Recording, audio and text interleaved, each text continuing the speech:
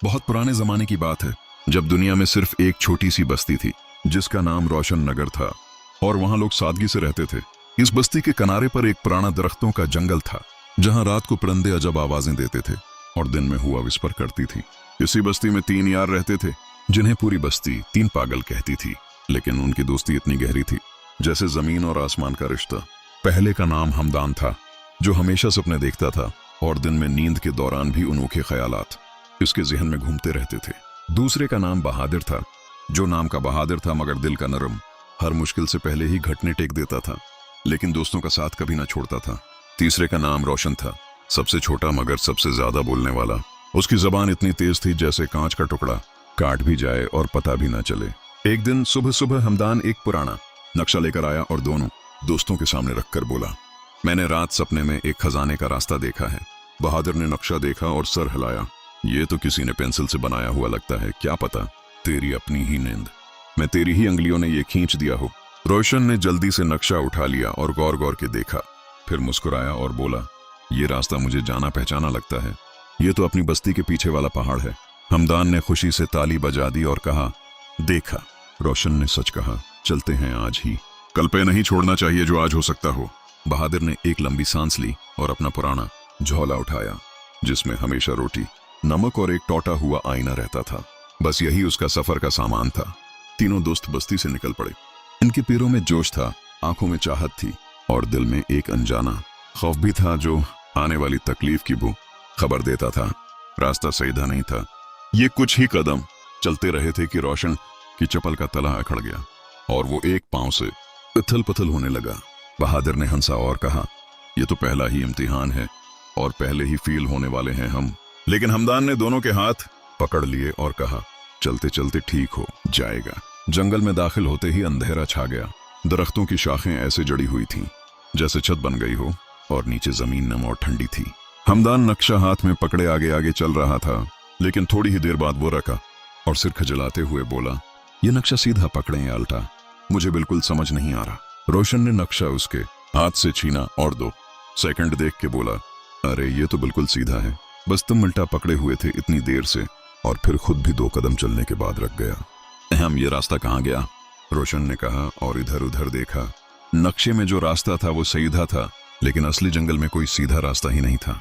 बहादुर पीछे से आकर बोला, मैंने पहले कहा था पर तुम दोनों ने सुना नहीं, अब बताओ खजाना कहाँ है? लेकिन उनके लहजे में गुस्सा नहीं, सिर्फ प्यार भरा गल्ला था। तीनों एक पुरानी पीठ के साए में बैठ गए, थकावट से नहीं, सोचने के लिए, क्योंकि पागलों को भी कभी कभी सोचना पड़ता है और ये उनका टाइम था। हमदान ने आंखें बंद की और गहरा सांस लिया। सपने में वो बढ़िया थी जिसने मुझे नक्शा दिया था। उसने कहा था कि पहले पहाड़ के पास एक नदी है, नदी पार करो तो रास्ता मिलेगा। रोशन ने आंखें चौड़ी की, नदी? कौन सी नदी? पूरी कहानी में नदी का जिक्र ही नहीं था और उसने अपने हाथ पांव मारने शुरू कर दिए जैसे नदी खुद ही निकल आएगी।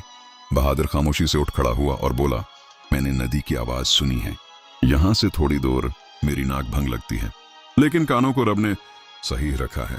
तीनों बहादुर के पीछे चल दिए और सच में कुछ ही दूर जाके एक छोटी सी नदी थी जो पत्थरों के बीच से गुजर रही थी, जैसे कोई बढ़िया अपनी तस्बीह का हिसाब कर रही हो। नदी का पानी ठंडा और साफ था, लेकिन उसमें एक अजब चीज थी। पानी की आवाज कुछ अल्फाज में थी, जैसे पानी खुद ही उन्हें कुछ बता रहा हो या उन्हें रोका रहा हो। हमदान ने पांव पानी में रखा और डर के वापस खींचा। ये पानी मुझे रोक रहा है, मुझे लगता है यहाँ कोई जादू है। लेकिन रोशन ने हंसा और दोनों पांव पानी में डाल दिए। अरे जादू वाजो कुछ नहीं, सिर्फ ठंडा है, रोशन ने कहा। लेकिन जैसे ही वो नदी में उतरना चाहता था, उसका पांव फिसल गया और वो पानी में गिरने से बच गया, सिर्फ बहादुर की वजह से। बहादुर ने उसे पकड़ लिया था। देखो, मैं घटना टेकता हूँ खुद के लिए, लेकिन तुम्हारे लिए पांव जमाए रखता हूँ। और ये अल्फाज रोशन के दिल में हमेशा के लिए छिप गए। नदी पार करते करते 3 बार ऐसा हुआ कि तीनों में से कोई ना कोई फंसला और हर बार दोस्तों ने एक दूसरे को संभाला। यही दोस्ती का असली मतलब था शायद। नदी पार करने के बाद सामने एक गहरी खामोशी थी। जंगल का ये हिस्सा अलग था। यहाँ दरख्तों पे पत्ते नहीं थे, सिर्फ कांटेदार झाड़ियां थीं जो रास्ते को रोकती थीं। हमदान ने नक्शा फिर देखा। यहाँ नक्शे में एक पुराना दरवाजा है, बस वो ढूंढना है।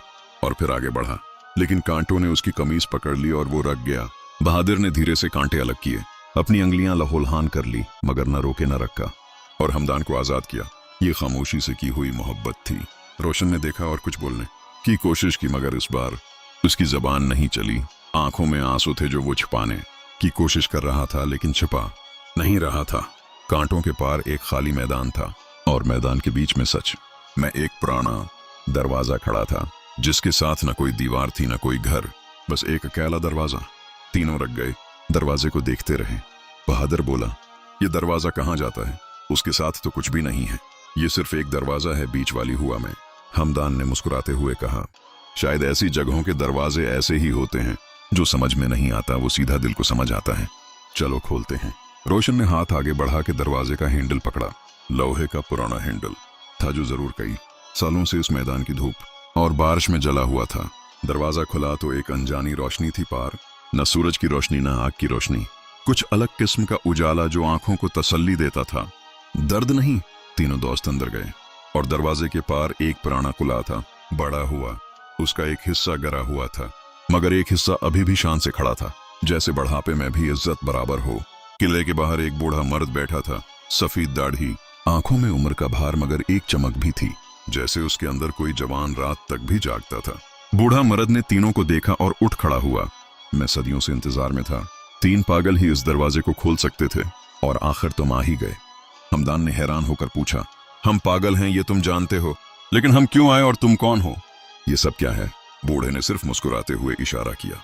बूढ़े ने हाथ से कुले की तरफ इशारा किया। अंदर चलो, सब पता चल जाएगा, पर पहले बोलो, तुम तीनों में से कौन सा खजाना चाहता है और क्यों? बहादुर ने पहले बोला, मैं कुछ नहीं चाहता, मैं तो सिर्फ दोस्तों के साथ था, मुझे कोई खजाना नहीं चाहिए, मेरी दोस्ती ही मेरा खजाना है, यही काफी है। रोशन ने हंसा, वाह बहादुर, बड़े शायर बन गए। मैं तो सोचता हूं कि खजाने मैं कोई ऐसी चीज हो जो मेरी जबान को थोड़ा और तेज करे, ताकि मैं और ज्यादा बोल सकूं। हमदान खामोश था, सोचता रहा, फिर धीरे से बोला, मैं चाहता हूं कि मुझे वो सपने ना आए जो मुझे उल्टे सीधे रास्ते पहले जाएं, मैं सीधा देखना चाहता हूं। बूढ़े मर्द ने तीनों की बात सुनी और फिर जोर से हंसा। 3 पागल जो पागलपन में भी सच्चाई रखते हैं। ये सुन के दिल खुश हो गया। अब अंदर चलो, खजाना तुम्हारा है। किले के अंदर एक बड़ा दरबार था। दीवारों पे पुरानी तस्वीरें थीं, फर्श पे पुरानी कालीनें बिछी थीं और बीच में एक बड़ा संदूक रखा था, जो जरूर बहुत भारी था। बूढ़े मर्द ने संदूक खोला। अंदर तो सिर्फ एक पुरानी किताब थी, एक चिराग था और एक छोटा सा शीशा था। तीनों ये देखकर हैरान हो गए। ये खजाना है? रोशन ने अपनी जबान पर काबू रखते हुए पूछा। हम इतनी दौड़ चले, पानी में गिरे, कांटेदार रास्ते में चले और ये मिला, लेकिन गुस्सा किसी को नहीं था। बूढ़े ने किताब हमदान को दी। ये किताब तेरी नक्शा बनाने की साज है। उसमें वो रास्ते हैं जो सपने दिखाते हैं, मगर उल्टे सीधे नहीं होते, सीधे ही होते हैं। फिर चिराग बहादुर को दिया। ये चिराग उस वक्त जलेगा जब दोस्तों को अंधेरे में रास्ता दिखाना हो। तेरी दोस्ती की रोशनी से ये जलेगा, उसे संभाल के रखना। आखिर शीशा रोशन को दिया। ये शीशा तुझे दिखाएगा कि तेरी आवाज का असर क्या है। तेरी जबान तेज है तो संभाल के इस्तेमाल करना। तेज चीज हमेशा जिम्मेदारी मांगती है। तीनों ने अपनी चीजें पकड़े और फिर एक दूसरे को देखा। उन्हें समझ आ रहा था कि यह खजाना वो नहीं था जो सोचा था, मगर ये उससे बेहतर था जो मांगा था। बूढ़े मर्द ने फिर बात की। यह खजाना मिलता है सिर्फ उन्हें जो पागल होकर भी एक दूसरे के लिए चलते हैं, सौरफ, उन्हें जो रास्ते में एक दूसरे को संभालते हैं। लेकिन यह खजाना कहां से आया? यह किला किसका है? तुम कौन हो? हमदान ने किताब सीने से लगाते हुए पूछा। दिल में और जानने की प्यास थी। बूढ़े मर्द की आंखें नम हुई। मैं भी एक वक्त 3 दोस्तों में से था, मगर मेरी दोस्ती टूटी। मैं अकेला रह गया और तब से इस खजाने का रखवाला हूं। तेरी दोस्ती क्यों टूटी? बहादुर ने धीरे से पूछा। चिराग को हाथ में लिए और बूढ़े के चेहरे पे एक दर्द था जो शायद कई सालों से छुपा हुआ था। बूढ़े ने सांस ली। खजाने के लालच में हमने सोचना छोड़ दिया कि हम क्यों आए थे।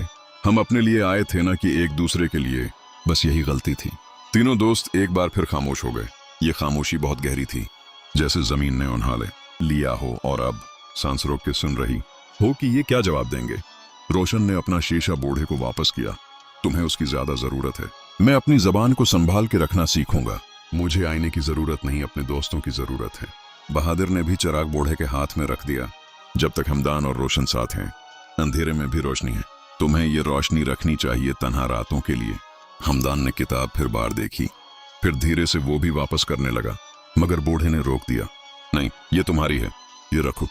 मेरी दोस्ती जा चुकी, मगर तुम्हारी बाकी है। बूढ़े की आंखों से आंसू निकल पड़े। कई साल की तन्हाई का बोझ था इन आंसुओं में, मगर साथ ही एक सुकून भी था, जैसे कोई बात दिल से निकल गई हो। हमदान ने बूढ़े का हाथ पकड़ा। तुम यहाँ अकेले मत रहो, हमारे साथ चलो। बस्ती में एक कमरा है जो काफी अरसे से खाली है, वो तेरी है अगर तुम आना चाहते हो। बूढ़े ने फिर हंसा, इस बार खुशी से। कई सालों बाद किसी ने मुझे बुलाया है। सीधा दिल में उतर गई तुम्हारी ये बात। हाँ चलेंगे, मैं भी तुम्हारे साथ। वो 4 लोग कुले से निकले।